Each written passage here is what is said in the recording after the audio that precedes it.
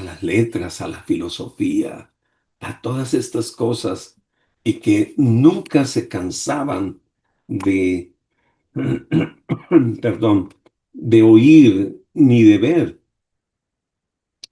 Pero el apóstol Pablo, ayudado por el Espíritu Santo, da un mensaje glorioso allí en el Areópago. Bueno, ¿qué tal si empezamos? Hechos capítulo 17, versículo 22 al versículo 34. Entonces Pablo, puesto en pie en medio del Areópago, dijo: varones atenienses, en todo observo que sois muy religiosos, porque pasando y mirando vuestros santuarios, hallé también un altar en el cual estaba esta inscripción: al Dios no conocido, al que vosotros adoráis, pues sin conocerle, es a quien yo os anuncio, el Dios que hizo el mundo y todas las cosas que en él hay, siendo Señor del cielo y de la tierra. No habita en templo hecho por manos humanas, ni es honrado por manos de hombres, como si necesitase de algo, pues es, Él es quien da a todos vida y aliento y todas las cosas.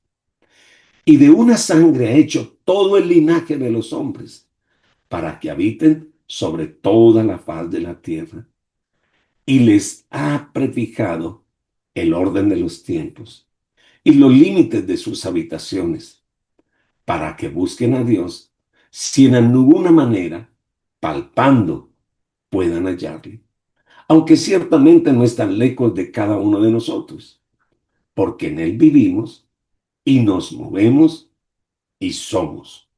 Como algunos de vuestros propios poetas también han dicho, porque linaje suyo somos. Siendo pues linaje de Dios, no debemos pensar que la divinidad sea semejante a oro o a plata o a piedra, escultura de arte y de imaginación de hombres. Pero Dios, habiendo pasado por alto los tiempos de esta ignorancia, ahora manda a todos los hombres en todo lugar que se arrepientan, por cuanto ha establecido un día en el cual juzgará al mundo con justicia por aquel varón a quien ha designado, dando fe a todos con haberle levantado de los muertos. Pero cuando oyeron lo de la resurrección de los muertos, unos se burlaban y otros decían: ya te oiremos acerca de esto otra vez. Y así Pablo salió de en medio de ellos, mas algunos creyeron juntándose con él, entre los cuales estaba Dionisio, el Areopagita, una mujer llamada Damaris, y otros con ellos. Ellos eran tan religiosos que dice el texto que inclusive tenían un altar al Dios no conocido, a fin de no descuidar ninguna deidad benéfica. Bueno, si no conocían a este Dios, ¿cómo podían adorarlo? ¿O cómo es ese Dios? ¿Sería que ese Dios sí podía ayudarlos? Bueno, ese era el Dios al que Pablo declaraba. Así que Pablo en este mensaje da cuatro verdades básicas sobre quién es Dios. Y entonces empieza hablando acerca de la grandeza de Dios. Dice, Él es creador de toda persona. Ahora, toda persona pensante se puede hacer esta pregunta. Bueno, ¿y ese Dios de dónde viene? ¿Y yo de dónde vine? ¿Por qué estoy aquí? ¿A dónde voy? Bueno, ¿sabe? La ciencia ha intentado dar respuesta a este tipo de preguntas y la filosofía lucha para responder cuál es el propósito por el cual estoy aquí. Pero solamente la fe en el Señor tiene una respuesta satisfactoria para esa pregunta. Recuerde que había por lo menos dos tipos de personas. Los epicureos, que eran ateos. ¿Qué decían ellos? Que todo era materia y que la materia siempre había existido. Ah, o sea que no fue Marx el que se inventó todo eso. No, ya habían unos filósofos llamados epicureos que creían en la materia y que la materia siempre había existido. Pero también habían otro grupo de personas, dice Pablo, que allá en Atenas estaban los estoicos, que declaraban que todo era Dios. Ah, o sea que tampoco es nuevo decir que la madre tierra, el dios aire, el dios agua y que todo es Dios. No, viene desde por allá atrás. Ay, o sea que nos acabamos de descubrir que estos nuevos filósofos no inventaron ninguna filosofía nueva. Ya venía de tiempos muy atrás. El espíritu del universo, decían ellos, que no creó nada, solo lo organizó. Organizó la materia y puso la misma materia, puso todo en orden. Bueno, pero Pablo era muy intrépido. Y entonces en el mensaje, Pablo empezó afirmando: en el principio Dios hizo el mundo y todo lo que en él hay, y Él es Señor de todo lo que se ha hecho. ¿Saben? Él empieza a poner la base y empieza a decir, mira, un momentito, ustedes no saben de dónde vienen, ustedes todavía no tienen ni idea de cómo fue la creación, se los voy a decir. Este Dios no conocido que ustedes van a empezar a adorar, este fue el que hizo el cielo y la tierra. Alabado el nombre de Dios. Claro, les llama la atención a todos. Todos quedan como, venga, un momentito. Estamos adorando a Zeus, estamos adorando aquí a todas estas deidades, y ahora usted viene a presentarnos al que hizo todo. Sí.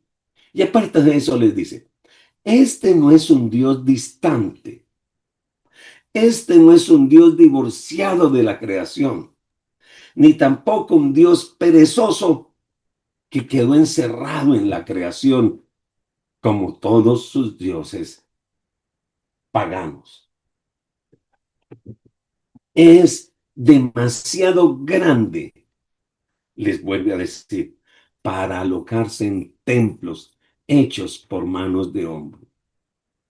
Pero es demasiado grande como para no interesarse en las necesidades humanas. ¿Se pueden imaginar tremendo mensaje? Voy a volver a decir lo que estoy diciendo.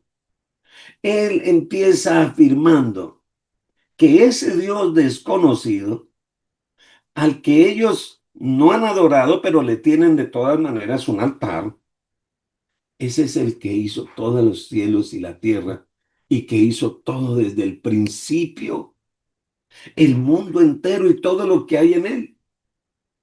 Y que no es un Dios distante, que no se divorció de la creación, ni quedó encerrado en la creación.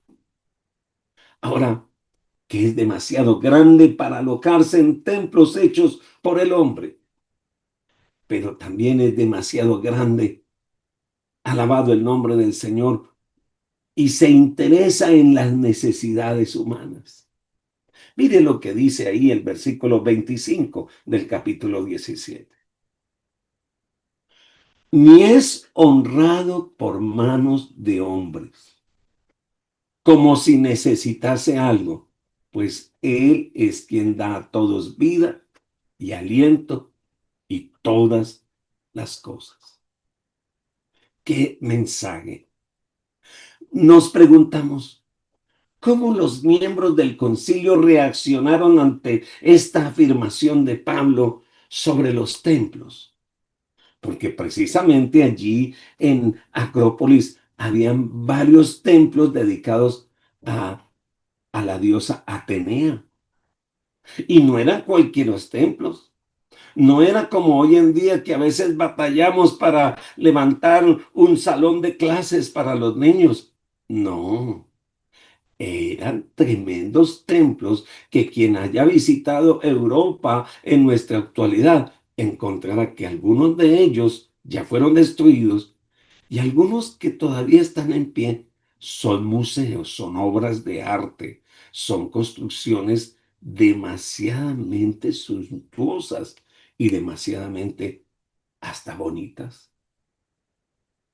Pero no solo se queda ahí, sino él empieza a decir que el Dios de ese lugar, al Dios no conocido, es un Dios proveedor.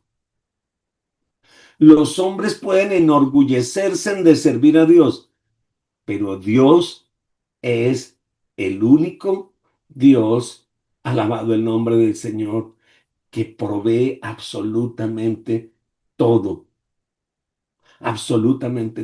Inclusive, ¿sabe?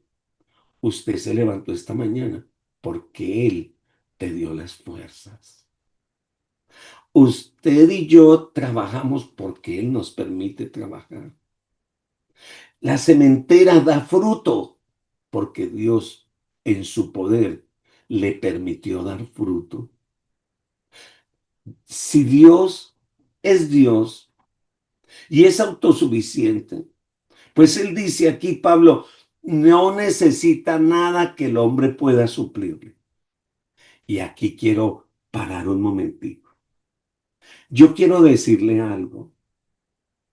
Como pastor muchas veces he escuchado de personas que me dicen, no se preocupe, yo lo voy a ir a acompañar el domingo. Tranquilo, pastor, yo lo acompaño. Espérame, me suena como que me estás haciendo un favor. No, no, no, no, no, no, no, vea. Contigo o sin ti, conmigo o sin mí, Dios sigue siendo Dios. Él no necesita nada de ti, ni necesita nada de mí. ¿Sabe una cosa?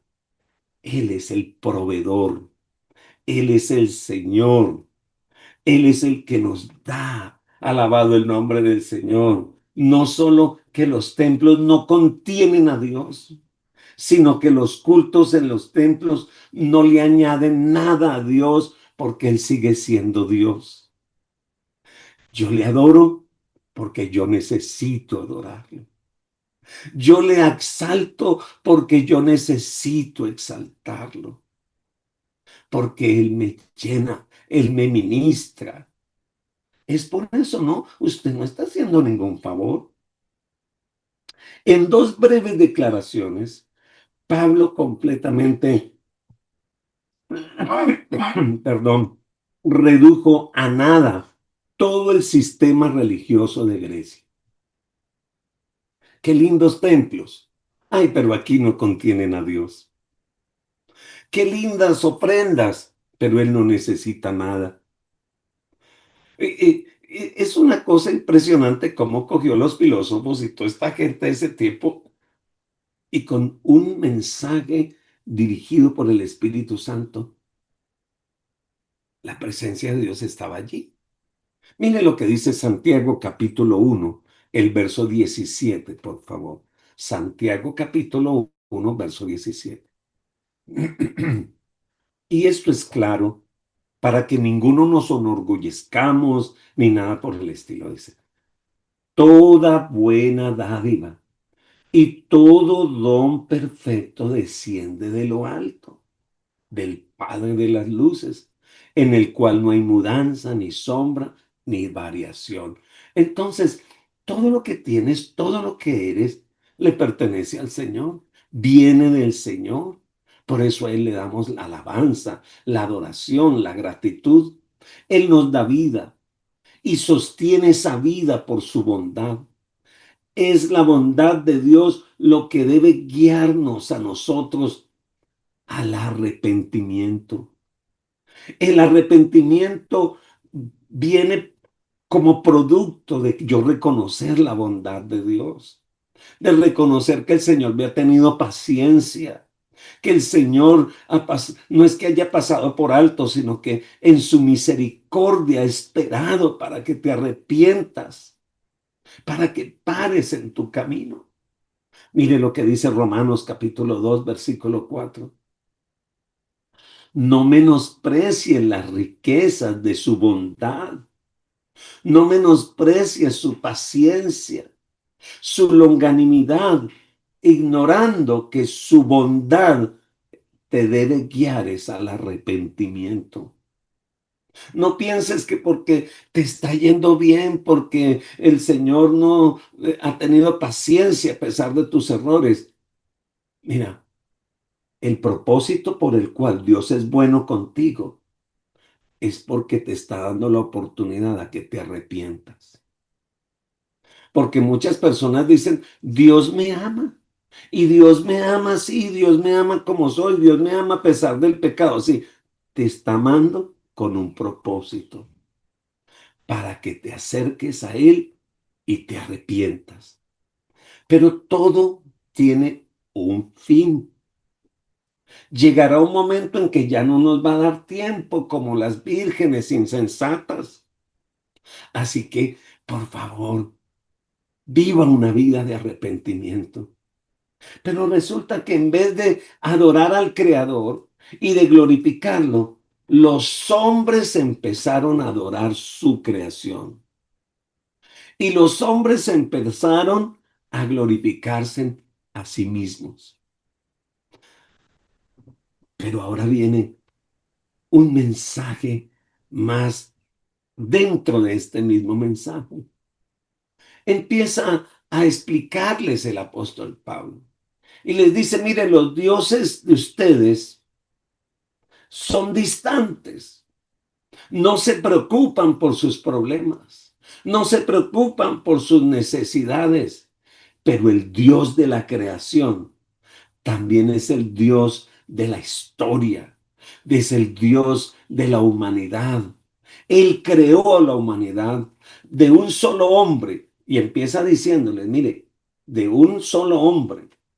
De modo que todas las naciones son hechas del mismo material. No hay un hombre que diga, no, yo no soy hecho del mismo material que fue hecho Adán y Eva. Somos hechos todos del mismo material. Y todos tenemos la misma sangre a pesar de que una sea positivo o negativo, etcétera, etcétera. ¿Sabe? Los griegos pensaban que ellos eran una raza diferente, especial, diferentes de las otras. Pero Pablo les afirmó lo contrario. Incluso su tierra preciosa, que ellos reverenciaban como una dádiva de Dios, el Señor les dijo, o Pablo les dijo, toda la tierra fue hecha por Él. Y no hay diferencia. No es el poder del hombre, sino el gobierno de Dios. Alabado el nombre del Señor para siempre. Lo que determina, alabado el Señor, el que una nación se levante o una nación decaiga. ¿Quiere verlo? Daniel capítulo 4, verso 35. Daniel capítulo 4, verso 35. Dice la escritura, todos los habitantes de la tierra son considerados como nada. Perdón, todos, voy a repetirlo, todos los habitantes de la tierra son considerados como nada. Y Él hace según su voluntad en el ejército del cielo y en los habitantes de la tierra, y no hay quien detenga su mano y le diga, ¿qué haces? Ay, entonces, ¿dónde quedó el orgullo? ¿Dónde quedó la altivez? ¿Dónde quedó el decir que yo soy mejor que el de la esquina o yo soy mejor que cualquier otra persona? No, todos somos iguales delante de Dios. Dios no es un Dios distante. Ciertamente no está lejos de cada uno de nosotros. Por consiguiente, los hombres debemos buscar a Dios y llegar al conocimiento de la verdad. Pablo está afirmando la paternidad de Dios en un sentido natural, porque el hombre fue creado a imagen y semejanza de Dios. En este sentido, Adán fue hijo de Dios. Y si Adán es hijo de Dios, pues todos nosotros podemos llegar a ser hijos de Dios al recibir a Cristo en nuestro corazón y al aceptarlo como Señor y Salvador. Dice Juan 1:12, y nos dio el privilegio de ser llamados hijos de Dios cuando le recibimos, cuando creemos en su nombre. Entonces, esto llevó a Pablo a una conclusión lógica. Dios nos hizo a su imagen. Así que es insensato que nosotros nos hagamos dioses a nuestra imagen. Por eso les estaba diciendo, pero ¿qué les pasa? La religión griega no era otra cosa que la fabricación y adoración de dioses moldeados según los hombres y que actuaban como ellos. Por eso Pablo les dice, no, Dios no es así. Pablo no solo mostró la necesidad de buscar a Dios, sino les mostró que era inútil construir esos templos y hacer todos esos ritos y tener toda esa idolatría. Era inútil, les dijo. Mire por favor lo que dice ahí el capítulo 17, el verso 30, y miremos al verso 34. Vamos concluyendo, dice. Pero Dios, habiendo pasado por alto los tiempos de esta ignorancia, ¿qué les dijo? Ignorantes. Ay, ay, ay. Ahora manda a todos los hombres en todo lugar que se arrepientan, por cuanto ha establecido un día en el cual juzgará al mundo con justicia, por aquel varón a quien designó, dando fe a todos con haberle levantado de los muertos. Pero cuando oyeron de la resurrección de los muertos, unos se burlaban, otros decían, bueno, otro día escucharemos acerca de esto. Pablo salió de en medio de ellos y sabe que algunos creyeron, alabado el nombre del Señor. Al concluir el mensaje, Pablo resumió las pruebas claras de la gracia de Dios. Por siglos, Dios fue paciente con el pecado y la ignorancia del hombre. Eso no quiere decir, y quiero decírselo a usted hoy, Dios ha sido paciente, Dios ha esperado, pero eso no quiere decir que no seamos culpables, sino que Dios contuvo su ira divina. A su debido tiempo, envió el Salvador y ahora ordena a todos los hombres que se arrepientan de sus malos caminos. Ese Salvador murió y luego resucitó de los muertos y un día volverá para juzgar al mundo. La prueba de que juzgará es que resucitó de los muertos. La mayoría de los miembros del concilio no pudieron aceptar la doctrina de la resurrección. Para el griego, el cuerpo era solo una prisión. Mientras más pronto la persona muriera y dejara este cuerpo, sería libre. Pero resucitar un cadáver y vivir de nuevo. ¿Y por qué Dios iba a molestarse con un juicio para cada hombre? Esa clase de enseñanza era definitivamente demasiado incomprensible para la filosofía griega. Ellos creían que la inmoralidad era algo aceptable, pero no aceptaban la resurrección. Así que hubo tres respuestas. Unos se burlaron, otros dijeron otro día y unos creyeron. ¿Cuál es tu respuesta al llamado de Dios este día, al arrepentimiento? ¿Puedes creer? ¿Puedes burlarte? ¿O puedes decir, otro día, no tengo tiempo ahora? Incline su rostro si puede, o a menos que esté manejando, no lo vaya a hacer. Pero mientras esté ahí conmigo, dígale, Señor, por favor, no puedo batallar con un Dios real y verdadero como eres tú, Señor. Gracias porque el deseo de tu corazón es que todos vengamos al arrepentimiento. Gracias por la paciencia que me has tenido a mí y nos has tenido a los hombres. Perdón, Señor, tú no necesitas de mí, yo necesito de ti, Señor. Y gracias que aun siendo tan grande que no lo contiene un templo, has decidido vivir en mi corazón. Señor, solo límpialo y haz de mí una casa de alabanza, una casa de poder para la gloria de tu nombre. Señor, bendigo mis amigos y mis hermanos este día. Fortalécelos en el nombre de Jesús. Amén. Dios los bendiga. Dios les guarde. Nos vemos mañana si el Señor lo permite. Bendiciones.